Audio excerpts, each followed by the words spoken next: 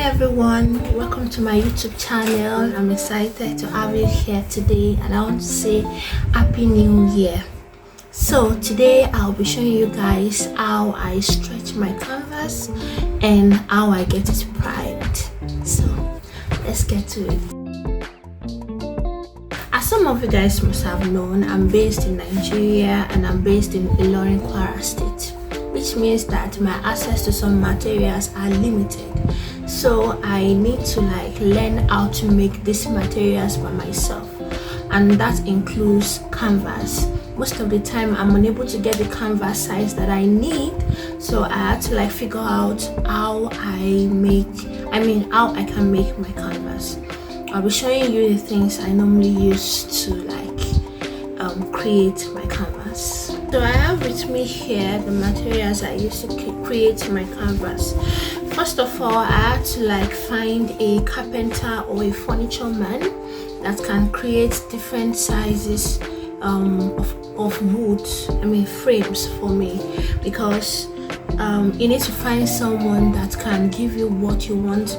I've actually asked some people in the past to create frame for me, and it's too thick or it wasn't smooth enough. But fortunately for me, I was able to get one that will get me what I need. If you can't make it yourself, just look for any furniture man around your area and tell them the particular size you need, so you can show them this picture for them to have an idea what to work with. I don't know if you guys can see it clearly. So this is what it looks like. I think this should be 12 by 16 inches. So this is the number one material that I use. And now the second one is quite important because that is the canvas. This is the canvas that I use, and I really love the texture. This is how the texture is. My camera is not really showing it well, but I'll try and take a picture of it and put it up there so you guys can see how it looks like.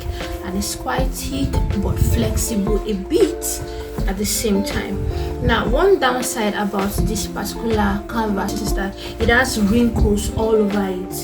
See, it has wrinkles, and there was one work that I did and I stretched it, but after painting I realized that the wrinkles was still showing and I didn't like it at all. So moving forward, I decided to I start ironing my canvas before I use it. So whenever I want to stretch a new canvas, I measure the area I want to use, then I iron it, I put water on it, then I iron it to give it to erase the wrinkles. So once it's ironed, then I cut out the desired size that I want. I use the frame to measure it, then I just cut it with little excess at the edge. You guys will see it because I'll be posting a video of it. So the next thing you need, which is very important, is this. They call it series of name. It's sometimes called a gun tacker or a staple gun or a frame stapler. I don't know what it's called, the general name, but I just those are the names they usually call it, though I normally call it a gun tacker. So that's what I usually call it. And this is it. When I bought it, it came with this box of staple pins, so you can use it. And let me quickly show you guys how to use, because this really confused me when I bought it. I didn't really know how to use this. So this is how it comes. Here there's something you can press down, so when you press it, you remove it, then you see this space inside. Then you can fix this in facing up, not down, facing up like this. You fix it inside, then you press this down, slide it back in. So that's how to use it. And when you want to use, you just put it on your floor surface, then you press it down, pressing this handle, you press it down on this, and it's very, very strong. It's what I used to create this canvas. So in this video, I'll be showing us how I create this particular canvas here, and it's really nice. It's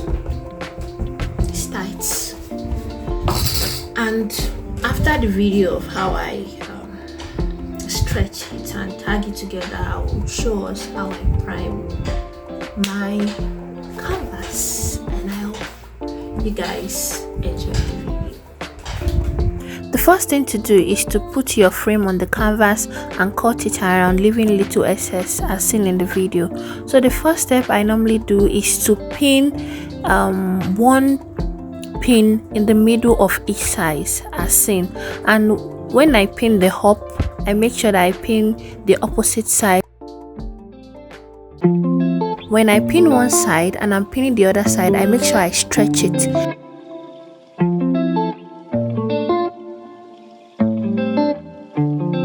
Then again, I go to another side. I put, like, let's say one pin at the left, one pin at the right. Then I come down to the opposite side of it. Then I stretch it as tight as possible. Then I put pin opposite the ones I've applied before. Then I just repeat the same process for the other two sides. So the longer side, I try to like put 2 pins at the left side, then 2 pins at the right side of the middle pin. And after that, I turn it to the opposite side. Then I try to stretch it very, very tightly. Then I pin down the opposite pin I've applied to the other side, 2 pins at the left side of the middle pin and 2 pins at the right side of the middle pin. I make sure I stretch it to be very, very, very tight. The goal is for the cutting to be tight on the frame. So I work in opposite. I don't work one side, move to the next side beside it. No, I work in opposite side.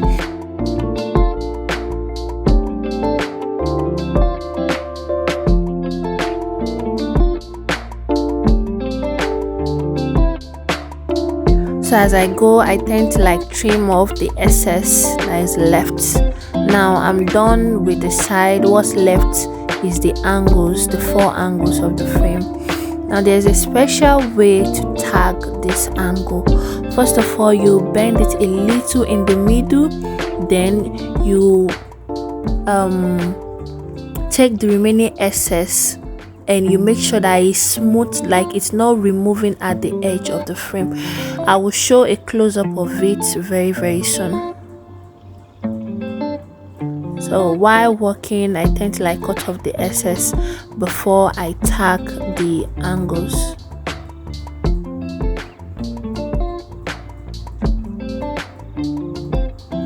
So whenever I see that there is an open space, I make sure I pin it down and make sure that the canvas is really, really tight on the frame. So as you can see, I pin I fold the middle of the angle. So that's a close-up. I fold it first, then I bend the remaining excess down like that. It has to be smooth and neat.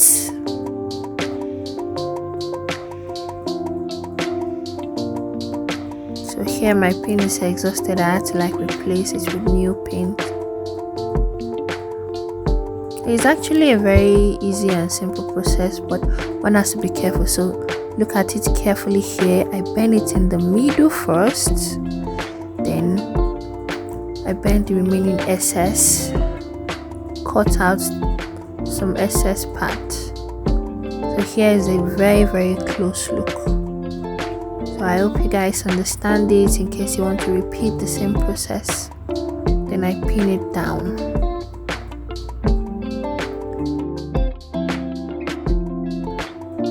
Voila, my canvas is ready. I just trim off the excess that is remaining so that the back will look smooth and neat. It won't look rough. I don't like it when the back is looking really, really rough. So in order to prime my canvas, I normally use Gesso or Gesso. So we call it Gesso, some call it Gesso. I love to call it Gesso. So this is it. This is almost exhausted. The reason why is because this is an ordinary cotton clothes canvas, and if you paint on it to absorb the paint, like it's not that nice. So I think this Gesso allows the paint to stay on it and makes it easy for you to paint on it. And you need this set of brush too. You can get it in any art store, either physically or online. You need a set of brush, because that's what I normally use to apply the gesso on my canvas. So depending on the size of your canvas, if it's a small one, you can use this or this or this. I love to use this. If I want to apply this gesso on my canvas, I pour out like an amount that I feel like will be enough, depending on the size of the canvas. And sometimes I add little water just to dilute it if it's too thick. Then I apply it horizontally. I feel the side through it. I apply it. Then after that, I apply the second coat vertically, and sometimes I repeat the process just once or twice. No, like minimum twice, vertically and horizontally. So once it's fully coated, then I leave it somewhere for it to dry. But today I want to try something different, because I want to prepare a black canvas. So I'll be mixing a little bit of acrylic to my gesso. I'm just trying this for the first time. I hope it works. I pray it works. So I'll be mixing a little bit of acrylic to it to give me a black gesso. Then I'll apply it to my canvas. I love to use glove on my hand. This is a glove I could get at the moment. So they are disposable glove. So this is the gesso that I use here.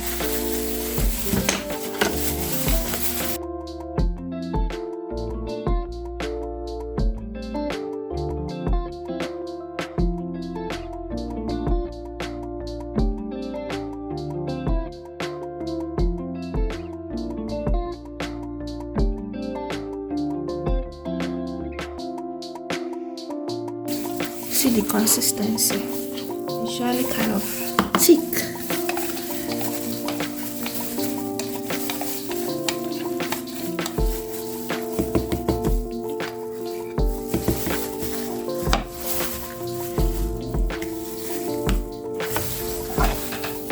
So this is my acrylic color black.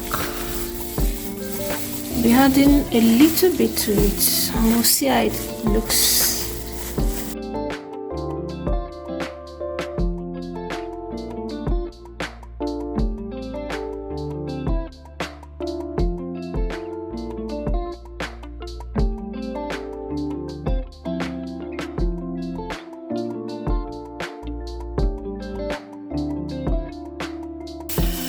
Obviously, this is not enough. I need to add more to it.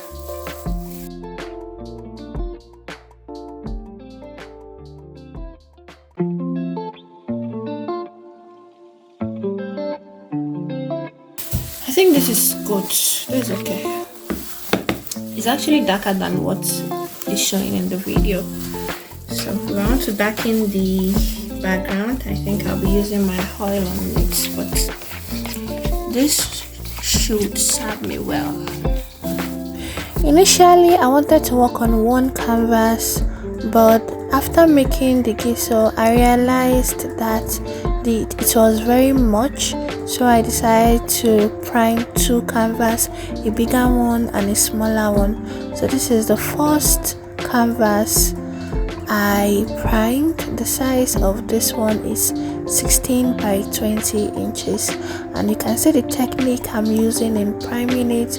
First I apply it vertically, then I apply it horizontally, then I apply the sides, and I just repeat the process until I'm okay.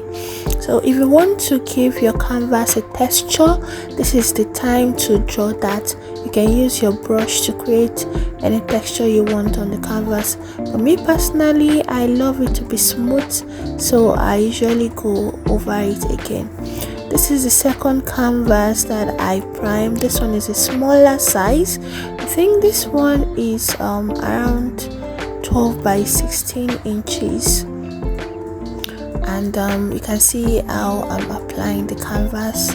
I apply it vertically, horizontally, I apply the side, I usually apply it on my easel too. I find it comfortable to work on, but you can apply it on the floor or on the table, any medium you find easy to follow.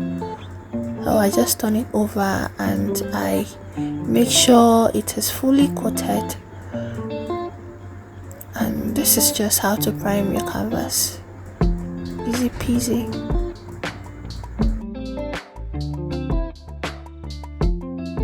I left it for like a day. I left it to dry overnight and you can see the results. The drying period actually depends on the weather. If it's during Harmattan, it dries quickly, but if it's during dry season, you need to leave it overnight for it to dry. But I love to leave it overnight so that it can get dried very well. So far so good. It turned out nice and I really love the result. If you enjoyed the video, kindly leave a comment below. Thank you.